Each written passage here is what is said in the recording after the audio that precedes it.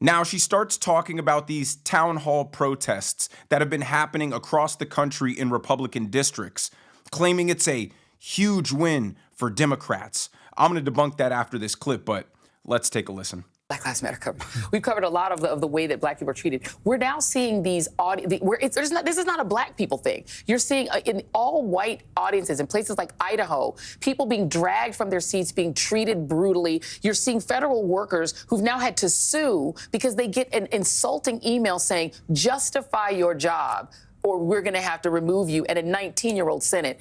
Can you talk about the sort of legal recourse and fight back? Sure. So I became a lawyer inspired by heroes like Thurgood Marshall and Constance Baker Motley, who the last time there was a constitutional crisis when southern states just weren't going to follow Brown versus Board, they said you have to, and they made them. And so now we have judges who are stepping up. There are 20 different lawsuits already generated by Trump 2.0. A judge has told Trump that you cannot freeze money that Congress has allocated for foreign aid. So this is where you have to use a little bit of common sense, and I know Joy Reid doesn't have any of that, so this is going to be hard for her to understand. Even in the most red, deep red Trump districts, there are going to be thousands of Democrat voters. And it works in reverse. Even in places like San Francisco, Portland, you're still going to find 20% of the people there who are Republicans. So it's safe to reason that these people protesting aren't